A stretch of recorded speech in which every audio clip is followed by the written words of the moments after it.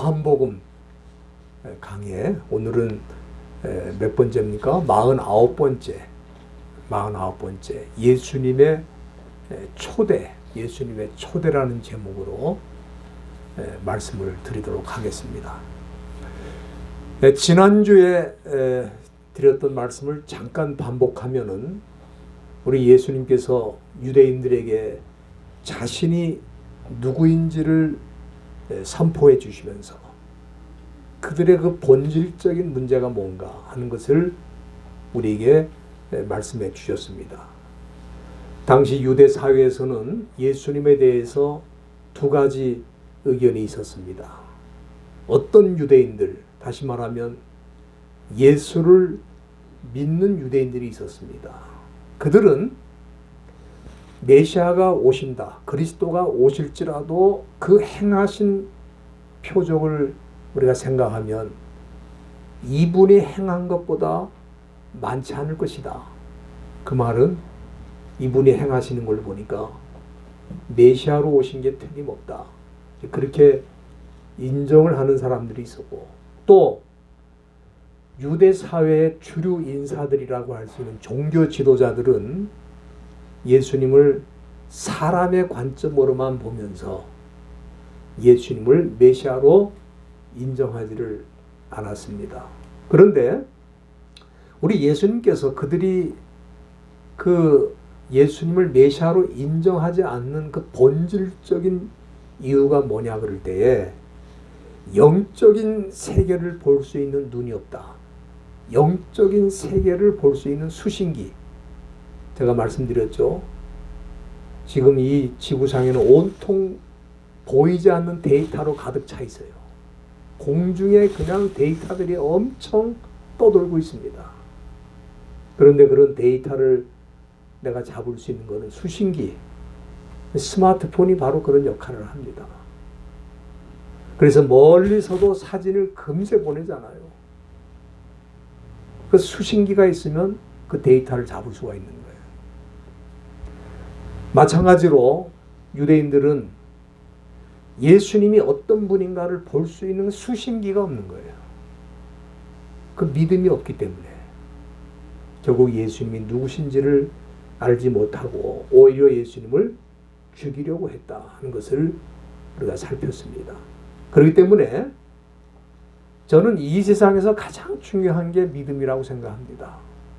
모든 문제는 사실은 믿음이 무너질 때 시작이 되는 겁니다. 경제 문제도, 사회 문제도, 정치 문제도, 가정의 문제도 그 문제의 본질로 들어가면 신뢰가 무너진 거예요. 서로 믿지 못하는 거예요. 거기서 문제가 생기는 것입니다. 오늘 본문에는 예수님께서 이렇게 믿지 못하는 유대인들을 향해 다시 한번 기회를 주시면서 초대하시는 그 말씀이 나타나 있습니다. 본문 37절에 보면은 예수님께서 명절 끝날에 성전에서 소리 높여 말씀하셨다고 기록되어 있습니다. 여기 명절이라고 하는 것은 7장 2절에도 언급되어 있습니다만은 초막절을 뜻하는 거죠. 초막절은 유대인의 3대 명절이 있지 않습니까? 유월절, 오순절, 초막절, 이 세 절기가 3대 절기인데 그 가운데 이 초막절은 가을에 농작물을 거두고 하나님 앞에 감사하는, 지금으로 말하면 추수감사절과 같은 그런 절기입니다. 그런데 본문 37절 중간에 보면은 이 초막절 끝에 우리 예수님께서는 누구든지 목마르거든 내게로 와서 마시라, 그렇게 사람들을 초대하셨습니다. 여러분들, 이 초막절에는 추수가 끝난 시즌이기 때문에 모든 것이 풍성한 계절입니다. 먹을 것이 넘치는 계절이에요. 그런데 이 풍성한 계절에 우리 주님께서는 사람들에게 너희들이 목마르거든 내게로 와서 마시라 그랬어요. 그러니까 풍성한 계절임에도 불구하고 우리 예수님은 그들이 영적으로 목마르고 배고프다는 것을 보신 것입니다. 이 시대에도 그렇지 않습니까? 사람들은 모든 것이 풍부하고 모든 것이 다 있는 것 같지만 20년, 30년 전보다 지금이 더 행복합니까? 그렇게 물어보면은 더 행복하다 말하는 사람이 별로 없어요. 그렇지 않다는 거예요. 오히려 부족할 때, 못 먹었을 때 어떤 때는 더 행복한 때가 많았다. 그런 얘기를 하고 있습니다. 많은 것이 풍성하지만 뭔가 허전하고 또 때로는 뭔가 허무함을 느끼는 그런 모습을 우리는 발견할 수가 있습니다. 그렇다면은 사람들이 왜 이렇게 힘들어하고 때로는 허무해하는가? 그것은 사람에게는 먹는 것만 있으면 다 된다. 그렇지 않다 이 말이에요. 먹는 것, 뭔가 소유하는 것으로 우리 사람들의 문제가 다 해결되고 행복한 것은 아니다. 우리가 잘 아는 프랑스의 그 철학자이면서 수학자인 파스칼이라는 사람, 모르는 분들이 없죠. 이 파스칼이 뭐라고 했냐면 명상록이라는 책에서 모든 사람의 마음에는 하나님이 만드신 빈 공간이 있는데 이거는 어떤 것으로도 채울 수 없고 오직 예수 그리스도를 통해 하나님만이 채울 수 있다. 그렇게 말을 했습니다. 그러니까 이 빈 공간이 채워지지 않는 한 인간이 아무리 많은 것을 가지고 또 먹을 것이 풍성하고 또 자기 원하는 대로 모든 것이 다 이루어진다고 해도 행복하지 않다 이 말이에요. 그래서 우리 예수님께서는 오늘 본문에서도 모든 것이 가장 풍성한 그 계절 초막절 끝날에 누구든지 목마르거든 내게로 와서 마시라고 그렇게 초대하시면서 그 다음 구절 38절에 보면은 나를 믿는 자는 성경의 이름과 같이 그 배에서 생수의 강이 흘러나리라 그렇게 약속을 하셨습니다. 우리가 이렇게 예수님의 초대를 받고 그 초대에 응하는 것이 무엇인가? 그것은 38절 초도에 나오는 것처럼 그를 믿는 것입니다. 여기 또 믿음이라고 하는 중요한 단어가 나와 있는데 모든 관계는 믿음으로 시작이 되는 것입니다. 우리와 예수님과의 관계도 믿음으로 시작이 되는 거예요. 그 당시 대부분의 유대인들은 그러나 예수님을 믿지 못했습니다. 이 시대에도 지구촌에 한 80억 인구가 살고 있지만 제가 볼 때 70억 이상의 인구가 예수를 믿지 않고 있습니다. 그래서 이 시대가 불행하고 문제 속에 허덕이고 있는 이유라고 말씀드릴 수 있겠습니다. 그러나 예수를 믿을 때 우리에게 어떤 축복이 있습니까? 그 배에서 생수의 강이 흘러나리라 그러세요. 참 이 표현은 문학적으로 볼 때도 정말 멋지고 아름다운 표현인 것 같아요. 제가 어떤 시인도 이런 표현을 쓰는 걸 못 봤습니다. 그 배에서 생수의 강이 흘러나리라. 그렇다면은 그 배에서 생수의 강이 흘러난다고 하는 것은 무슨 의미가 있는가 하는 것을 좀 생각해 봐야 되겠죠. 사실 이 배라고 하는 것은 코일리아라고 하는 헬라 말인데 이 코일리아는 복부, 우리 영어로는 abdomin이라고 그러는데 벨리라고 그러죠. 벨리, 쉬운 말로. abdomin, 복부를 말하는 거예요. 복부. 복부에서 뭐가 흘러나온다고요? 생수가 흘러나온다. 이거는 어떻게 보면 잘 연결이 안 되는 말과 같은 것으로 우리에게 다가옵니다. 왜냐하면은 이 배라고 하는 것은 성경에서 굉장히 부정적인 개념으로 사용될 때가 많습니다.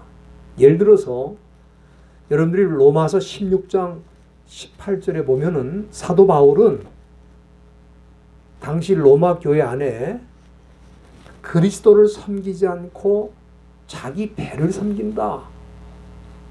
여기 배도 여기 우리 요한복음에 나오는 말과 똑같은 단어입니다. 코일리아라고 하는 단어거든요. 그러니까 교회 안에 자기 자신만을 위하는 이기주의, 자기 배만 섬기는, 자기 이익만 추구하는 그런 사람이 있다는 것을 바울이 지적하고 있는 거예요. 또 여러분들이 빌립보서 3장 19절에 보면은 빌립보 교회 안에도 그런 사람이 있었습니다. 그래서 그 사람들에 대해서 사도 바울이 뭐라고 그러냐면은 저희의 신은 배라 그랬어요. 신은 하나님을 말하는 거거든요. 저희의 하나님이 배라는 거예요. 그러니까 이 사람들은 하나님을 섬기는 것 같은데도 실제로는 자기 배, 자기의 이익을 섬기고 자기의 먹을 것을 섬기고 자기에게 어떻게 돌아올 어떤 혜택을 섬기고, 그런 사람을 가리켜서 사도 바울은 저희의 신, 저희가 믿고 따르는 신은 그들의 배라 이 말이에요.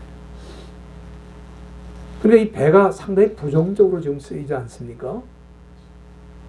그런데 우리 예수님은 여기서 뭐라고 말해요? 나를 믿는 자는 어디에서? 그 배에서 생수의 강이 흘러난다. 이렇게 표현하셨는데 이건 무슨 뜻인가? 이거는 한마디로 비유적인 표현이라고 할 수 있겠습니다. 즉, 이거 사람의 배에서 생수의 강이 흘러나온다는 그런 말은 본질적으로 그 사람이 변화된 풍성한 삶을 살게 된다고 하는 것은, 영적으로 풍성한 삶을 살게 된다는 것을 약속해 주신 말씀이라고 우리는 해석을 해야 되겠습니다. 지금까지는 그 사람이 자기의 배, 자기의 욕망을 채워줄 배를 섬기며 살았어요. 그러나 예수를 믿은 다음에는 그것으로 만족할 수 없는 것을 알고 새로운 삶을 살게 되고 영적으로 풍성한 삶을 살게 되었다, 될 것이다 라는 그런 뜻으로 우리 주님이 말씀하신 것입니다. 사도 요한은 이 생수의 강이 흘러넘친다는 의미에 대해서 39절에서 설명하고 있어요. 사도 요한이 설명하고 있는 내용을 보면 이는 그를 믿는 자의 받을 성령을 가리켜 하신 말씀이라. 그러니까 이 생수의 강이 흘러넘친다는 건 뭡니까? 성령의 충만한 삶을 살 것이다, 그런 뜻으로 해석을 하고 있는 것입니다. 그러면서 사도 요한은 예수님께서 아직 영광을 받지 못하신 거로 성령이 아직 저희에게 계시지 아니하시더라, 그렇게 말씀하고 있습니다. 여기 예수님이 아직 영광을 받지 못했다는 것은 예수님 십자가에 죽으시고 부활하시고 그리고 승천하시고, 이걸 우리가 영광이라고 그러거든요. 아직 그 시간이 오지 않았기 때문에 오순절에 성령이 충만하게 임하는 그 사건이 아직 이루어지지 않은 것을 사도 요한이 기록하고 있는 것입니다. 그러나 여기 성령이 아직 저희에게 계시지 아니하시더라는 말은 성령이 안에 계신 때가 있었다는 뜻이 아닙니다. 아직 오순절과 같은 사건이 성령이 충만하게 교회적으로 믿는 자에게 임하는 그런 사건이 이루어지지 않았다, 그런 뜻으로 사도 요한이 거기 기록하고 있는 것입니다. 요한복음 14장 16절에 보면은 우리 예수님께서는 제자들에게 약속하셨어요. 뭐라고 약속하셨냐면은 내가 아버지께 구하겠으니 그가 또 다른 보혜사를 너희에게 주사. 그 보혜사가 누구냐 하면은 성령님을 뜻하는 거죠. 또 다른 보혜사를 너희에게 주사 영원토록 너희와 함께 있게 하실 것이다. 우리 예수님은 이제 공생애를 마치고 십자가에 죽으시고 부활하시고 승천하신 다음에는 제자들과 함께 피지컬리 육체적으로는 함께 하실 수가 없어요. 그러나 그의 영으로 성령을 보내셔서 성령이 제자들과 함께 영원히 있게 될 것을 약속해 주신 것입니다. 우리가 이 풍성한 삶이 구체적으로 무엇이냐 그렇게 말할 때 생수의 강이 흘러넘치는 그런 풍성한 삶이 구체적으로 뭐냐 그렇게 말할 때 저는 두 가지를 말씀드리고 싶습니다. 첫째는 사도행전 1장 8절에 보면 우리가 잘 아는 말씀이 나오죠. 오직 성령이 너에게 임하시면 너희가 권능을 받고 내 증인이 되리라.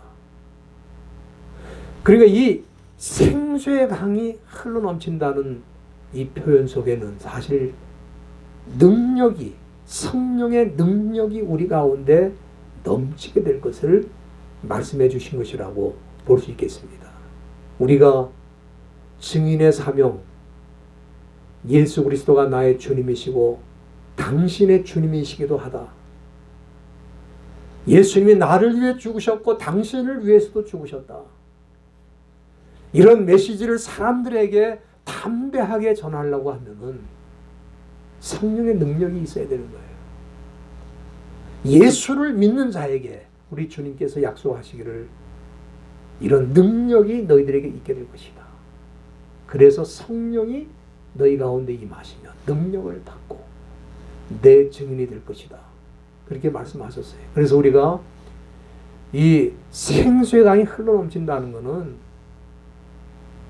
뭔가 우리가 원하는 걸 다 갖게 된다 그런 뜻이 아니고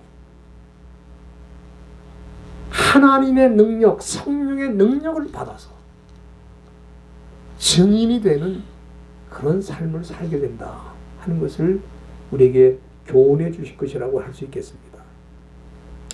두 번째는 요한복음 16장 13절에 보면은 우리 예수님께서 제자들에게 뭐라고 말씀하셨냐 하면은 진리의 성령이 오시면 그가 너희를 모든 진리 가운데로 인도하실 것이다.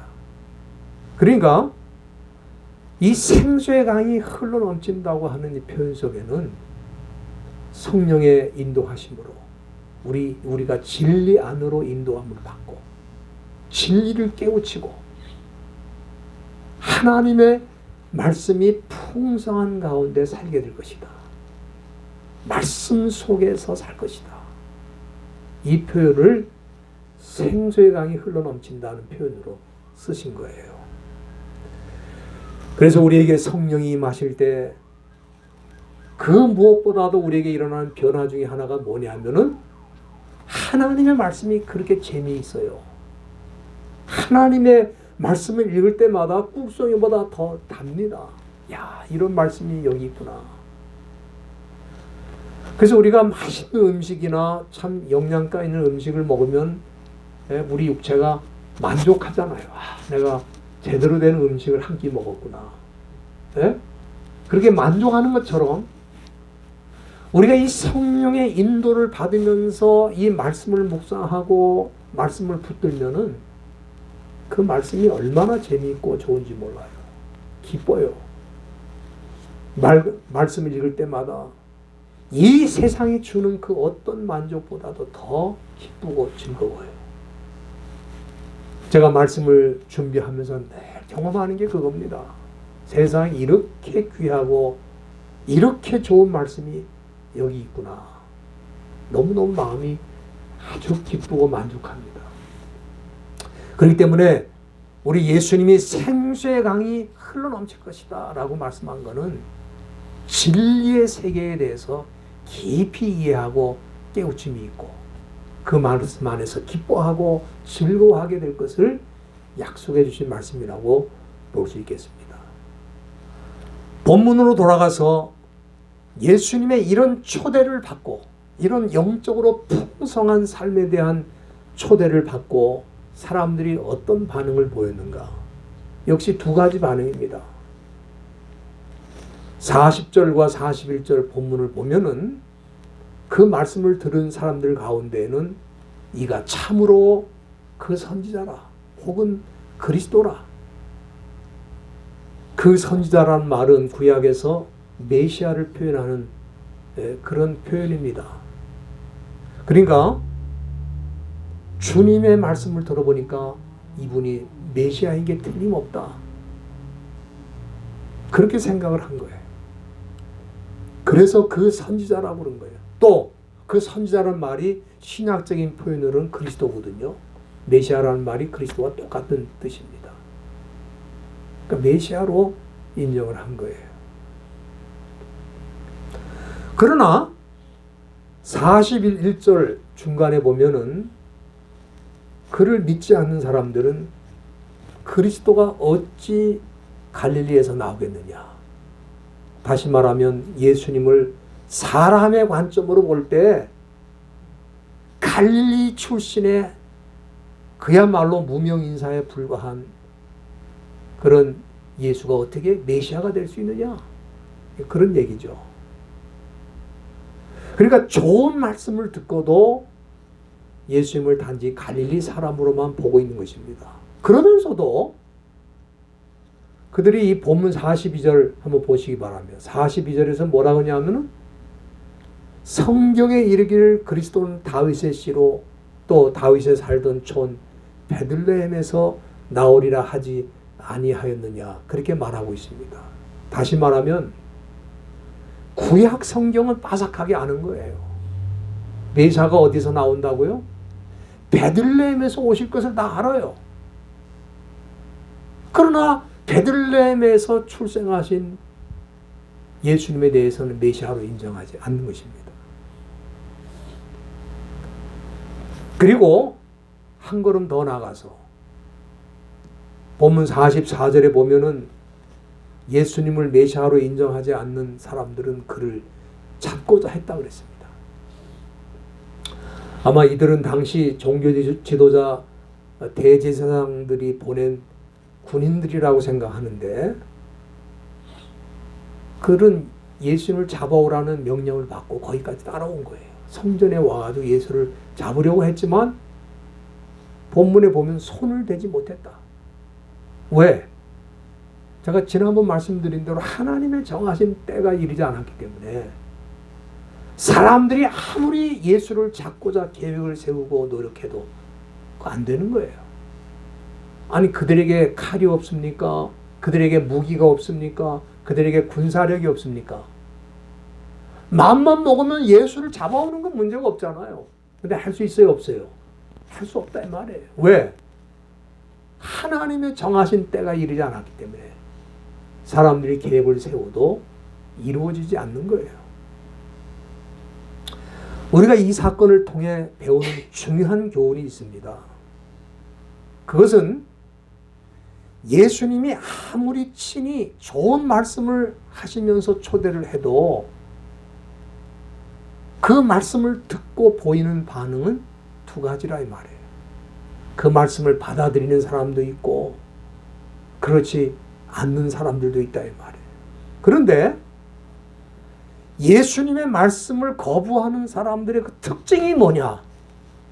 그 특징은 나름대로 종교 생활을 잘하는 사람들이다 이 말이에요. 그들은 심지어 메시아가 어디서 나오는지도 다 알고 있잖아요. 그래서 본문 42절에 보면 성경에 이르기를 성경에서 자기들이 발견했다는 거예요. 성경이 지금 말씀하고 있다는 거예요. 메시아는 다윗의 씨로 또 베들레헴에서 탄생할 거다. 다 알고 있어요. 이렇게 성경을 잘 아는 사람들인데도 불구하고 베들레헴에서 탄생하신 예수님을 믿지 않는 것입니다. 이 시대도 마찬가지예요. 누가 예수를 믿기 제일 힘든가? 그 성경을 어설프게 아는 사람들이에요.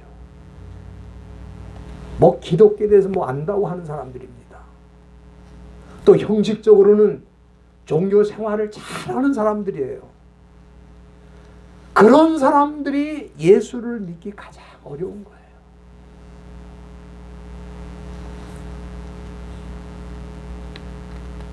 뭐 지금은 그렇지 않습니다만 전에 제가 교회를 섬겨보니까 나는 교회 안에 예수를 안 믿는 사람들이 그렇게 많은 줄 몰랐어요.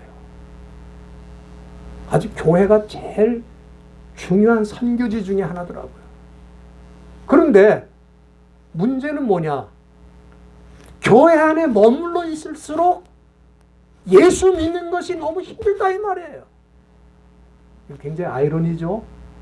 예수 믿으려고 교회를 오는 것 같은데, 또 예수 믿기 때문에 오는 것 같은데 예수를 믿지 않는 사람들이 많더라 그 말이에요.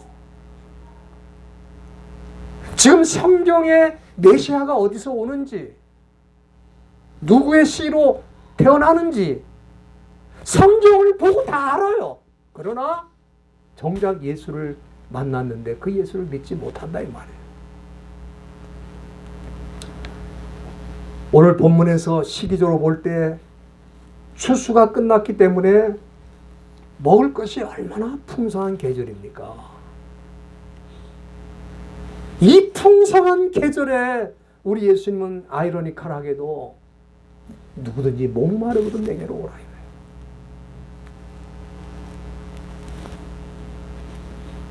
얼마나 우리 예수님 모실 때 안타까운 상황이면 내게로 오라 이 말이에요. 목마르거든 오라. 사람들이 먹을 것이 풍성해도 영적으로 만족이 안 되면 그 인생은 고달프고 목마르고 허기가 지는 거예요.